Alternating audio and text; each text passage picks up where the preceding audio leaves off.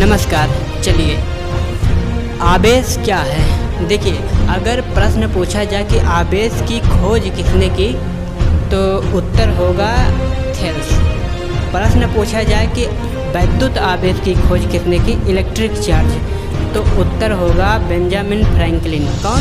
Benjamin Franklin ने वैद्युत आवेश की खोज की और थेल्स ने केवल आवेश की खोज की। बताया कि कुछ आवेश होता है जी। देखिए, जब थेल्स ने एबोनाइट की छड़ को बिल्ली की खाल से रगड़ा तो देखा कि वो छोटे छोटे टुकड़े को, कागज़ के टुकड़ों को आपस खींच रहा है, आकर्षित कर रहा है। ठीक, तो बताया कि देखिए, जब रगड़ने से घर्षण उत्पन्न होता है और घर्षण से आवेश आ जाता है। ठीक, एक बात, बादलों में आवेश होता है, ये दूसरी क्लास का बच्चा भी जानता है।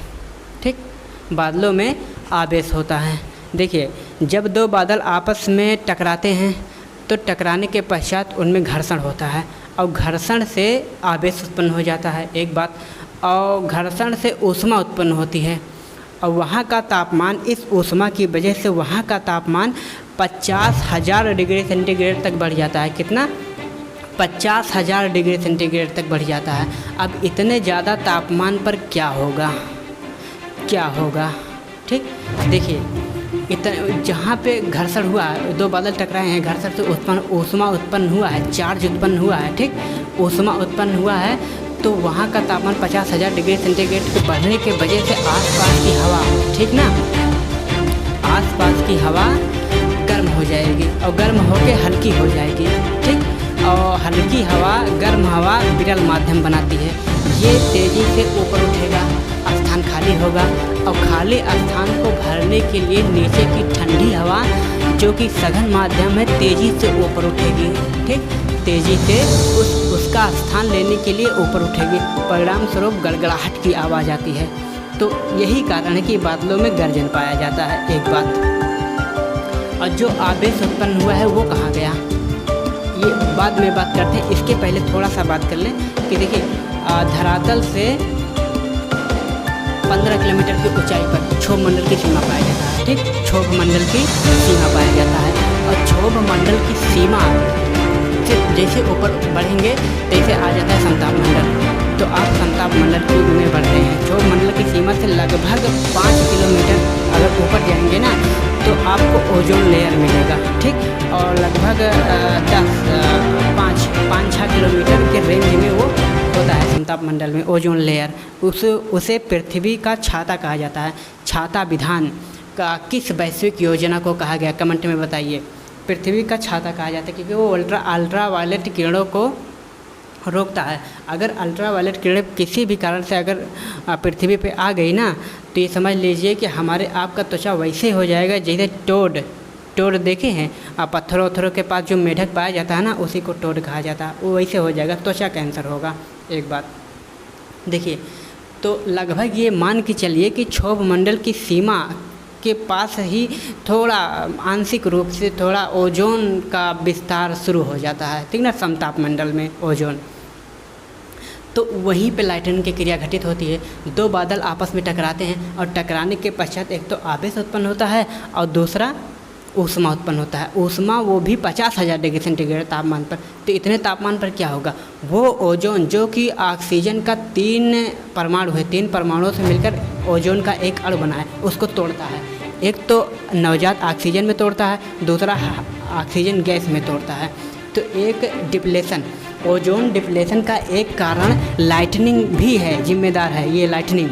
ठीक ना, इसके अलावा नाइट्रोजन डाइऑक्साइड, ठीक ना, नाइट्रोजन डाइऑक्साइड NO2, इसको तोड़ता है नाइट्रोजन, बैड नाइट्रोजन में। तो अगर कहीं भी लिखना होगा आपको निबंध वगैरह में, ठीक ना, ओजोन डिप्लेशन, ओजोन क्षरण पर्यावरण के संबंध में, तो ये भी आप लिखेंगे। थोड़ा सा साइंस रिपोर्टर से हमने उठाया है इसको, तो नंबर आपका बंद करेगा। देखिए, ओजोन डिप्लेशन का ये कारण ये लाइटनिंग भी है। एक बात, लाइटनिंग, ठीक ना, क्योंकि वो क्षोभ मंडल की सीमा के पास लाइटनिंग क्रिया घटित होती है तो उसको तोड़ता है। ठीक, आग से इसको ओजोन के लेयर के निचले हिस्सों को तोड़ देता है नवजात ऑक्सीजन और हाइड्रोजन में। एक तो क्लोरीन तो CFC तो तोड़ता है ही नीचे से। ठीक, और ये भी एक जिम्मेदार है। और नाइट्रोजन डाइऑक्साइड को बैठ नाइट्रोजन में तोड़ता है। एक बात, अब जो आवेश उत्पन्न हुआ है, ठीक, वो कहाँ गया? ऊष्मा तो मान लीजिए गड़गड़ाहट की आवाज़, ठीक, बादल गर्म हुआ, आसपास की हवा गर्म हुआ और गर्म होकर हल्की हुआ, हल्के होकर विरल माध्यम ऊपर उठा और स्थान खाली हुआ, खाली स्थान को भरने के लिए नीचे की ठंडी हवा इस तेजी से उसका स्थान लेती है, परिणामस्वरूप गड़गड़ाहट की आवाज़ आती है, ठीक। एक बार, और जो आवेश उत्पन्न हुआ है वो कहाँ गया? देखिए,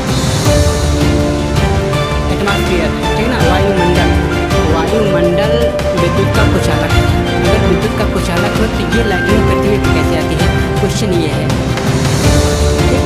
अगर विद्युत का सुचालक होता वायुमंडल तो लाइटनिंग की क्रिया घटित होती वहाँ पे और मरते सब एक तरफ से पृथ्वी की प्रॉपर्टी पर, ठीक है, भूमि पर एक तरफ से ना। अगर सुचालक होता तो विद्युत का कुचालक है।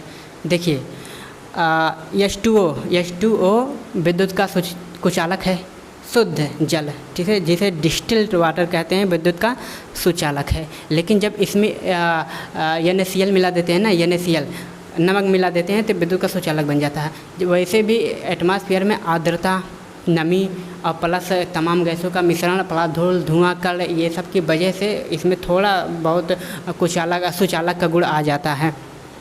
जहाँ बादल, हवाओं का झोंका चलता है, एक बात, हवाओं का झोंका जहाँ जहाँ पास होगा, जहाँ सघन माध्यम होगा, जहाँ पास होगा वहाँ बनाएगा सघन माध्यम, जहाँ विरल होगा वहाँ बनाएगा क्या? विरल माध्यम। जहाँ दूर होगा हवाओं का झोंका वहाँ विरल माध्यम बनाएगा। तो सघन माध्यम विद्युत का सुचालक होगा।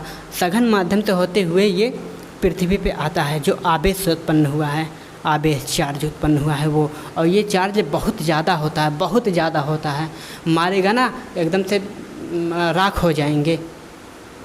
तो ये दो बातें हैं। देखिए, एक तो जो पृथ्वी पे सबसे ऊंचा पेड़ है उठा हुआ, वायुमंडल में उठा हुआ सबसे ऊंचा पेड़ है, वो एक तो इस आवेश के लिए एंटीना का काम करता है, ठीक। तो आवेश किसी तरीके से सघन माध्यम से होते हुए तो आ रहा है नीचे की तरफ, और एक सोने पर सुहागा, ये सबसे ऊंचा उठा हुआ दुधारू पेड़ ये कर देता है और उस पर वो तेज़ी से खींचता है, ठीक। अब कौन सा आवेश होगा, पॉजिटिव होगा, नेगेटिव होगा, ये अलग बात है। अब तेज़ी से वो खींचता है और खींचने के पश्चात वो उस पेड़ अचानक से उस पेड़ पे गिरता है वो आवेश, ठीक है ना, लाइटनिंग तड़ित उस पेड़ पे गिरता है, पेड़ को धराशायी कर देता है। ज़्यादातर लाइटनिंग की क्रिया इस पेड़ों पर होती है क्योंकि वो वायुमंडल में ऊंचा उठा होता है पेड़, और उस आवेश के लिए एंटीना का काम करता है कि भैया आओ, सब एकदम आवेश उत्पन्न हुआ और फटाक से उस पेड़ पर गिरा, पेड़ को दो टुकड़ों में कर दिया।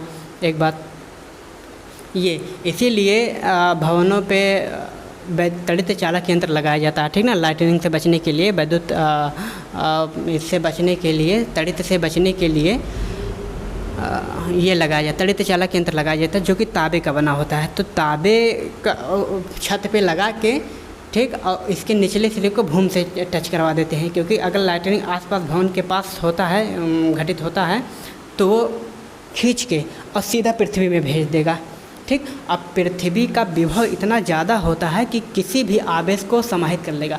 पृथ्वी का विभव अनंत होता है, वो किसी भी आवेश को समाहित कर लेगा। वो लाइटनिंग, चाहे लाइटनिंग हो या कितना भी बड़ा वोल्टेज हो, वो सब कर लेगा, समाहित कर लेगा।